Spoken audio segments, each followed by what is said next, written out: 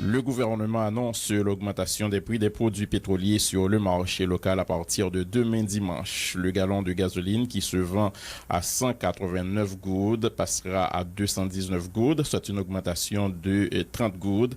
Le prix du gallon de diesel augmentera de 22 goudes. Il passera de 157 à 179 goudes, alors que le kérosène se vendra à 173 goudes contre 156 goudes actuellement, soit une augmentation de 17 goudes. Le ministre de l'économie et des finances, Yves Romain-Bastien, justifie cette décision par l'achat en grande quantité par la République dominicaine de produits pétroliers en Haïti, où les prix sont nettement moins élevés. Il évoque également la dépréciation de la gourde par rapport au dollar américain.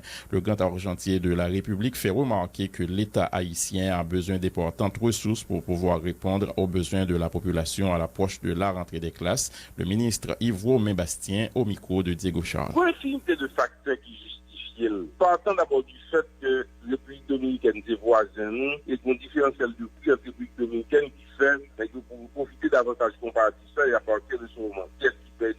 C'est la République haïtienne qui perdue. C'est-à-dire qu'il y a une différence entre prix gasoline par exemple 82 gouttes, diesel à 38 gouttes, et maintenant nous prenons kérosène qui est environ 14 gouttes. Son premier bagage. Deuxièmement, nous sommes conscients que notre dépréciation ou de par rapport à dollar, la capacité pour acheter et échanger.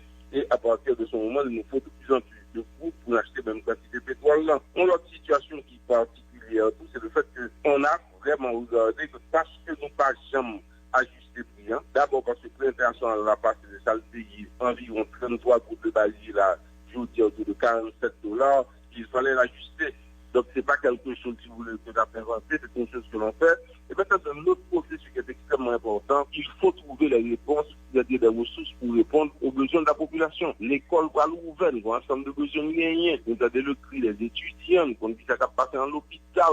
Nous avons un ensemble de problèmes qui posent. Et de notre côté, nous avons un ensemble de ressources qui va disponibles dans le pays encore. Nous n'avons pas, par exemple, support budgétaire, par exemple, de la Banque mondiale, de la Banque interaméricaine de développement, etc., etc. Nous avons un mandat gagné de 2,5 milliards de gouttes. Il fallait un ajustement pour éviter que la situation ne s'aggrave et que l'État se retrouve dans l'incapacité totale pour répondre à besoins de la population. Il y a un manque à gagner, mais déjà, il y a des gens qui estiment que la disposition ça prend dans un contexte côté que tout le monde a plein pour la vie chère et déjà, nous avons souligné tout à l'heure, rentrer l'école là qui est pour 5 septembre. Mon cher, c'est extrêmement complexe. C'est-à-dire que ça me fait arbitrage en économie. Là, nous prenons par exemple le fait de ne pas ajuster les prix. On se retrouve avec beaucoup plus de gouttes entre les mains des opérateurs. Et à partir de ce moment, les risques pour continuer en dépréciation monétaire augmentent.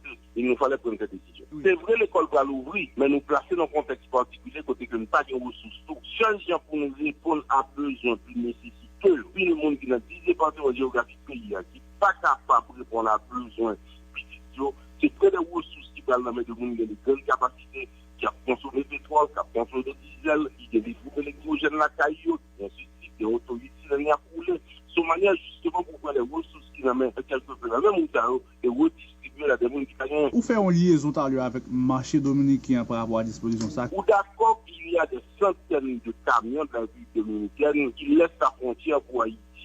Chaque jour, tu as transporté tout bien. Vous devez connaître, si vous voulez, que nous achetons dans la République dominicaine l'équivalent de 1,4 milliard de dollars pour aller se passer là. Ce sont des biens qui sont transportés en Haïti. Donc, plutôt que de faire gaz en République dominicaine, ils viennent avec machine à 4 ans pour profiter de l'univers Haïti rempli. Le SAL a des avantages parce que, comme il a payé en République dominicaine, il y a 82 coups de moins par rapport à ça a payé en Haïti. Est-ce que nous ne sommes pas capables de prendre disposition pour contrôler la situation, ça ou juste même bloquer au lieu de aller vers augmentation pour eux? Une loi sortie le 6 mars 1995. Et loi ça claire toutes les fois que variation de prix sur le plan international qui est atteint, calculé, atteint le seuil de 5%, il faut faire jouer le mécanisme d'ajustement. Pendant longtemps, pour des raisons diverses, ceux qui ont géré le pays se sont dit que ce n'était pas nécessaire d'augmenter les prix parce qu'ils avaient d'autres types de ressources entre les mains.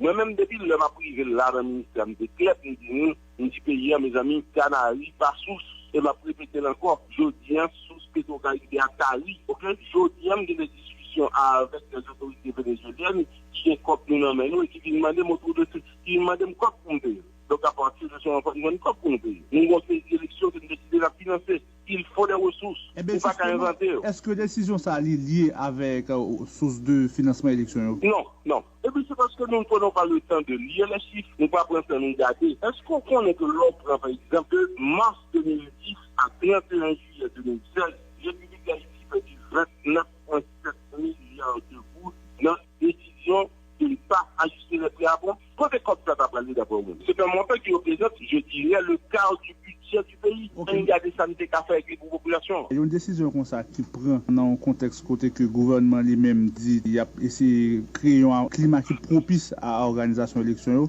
Est-ce que le gouvernement lui-même pas craint que ça va créer protestation au niveau de la population? Pas quoi que son décision qui facile. Son décision qui est extrêmement difficile.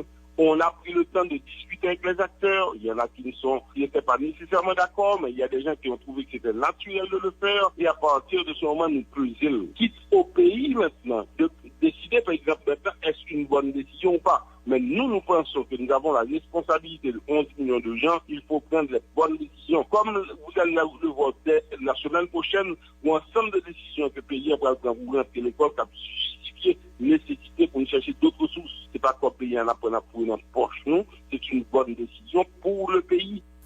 Le ministre de l'Économie et des Finances, Yves Bastien, qui confirme l'augmentation des prix des produits pétroliers sur le marché local à partir de demain dimanche. Le gallon de gasoline, qui se vend actuellement à 189 goudes, passera à 219 goudes, soit une augmentation de 30 goudes. Le prix du gallon de diesel augmentera de 22 goudes. Il passera donc de 157 à 179 goudes, alors que le kérosène se vendra à 173 goudes contre 156 goudes actuellement, soit une augmentation de 17 goudes. Le coordonnateur de l'Association des propriétaires et chauffeurs haïtiens Change-MEU informe que la PCH n'a pas été consultée par le gouvernement avant l'adoption de la décision d'augmenter les prix des produits pétroliers sur le marché local. Il dit n'être pas en mesure de se prononcer pour le moment et sur ce dossier, affirmant attendre des explications de la part du gouvernement.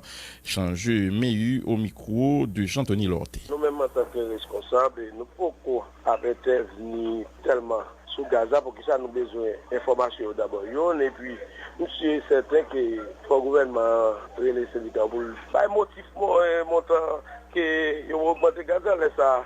Si motif là, Kembe, la position nous laisse à la pique nous-mêmes.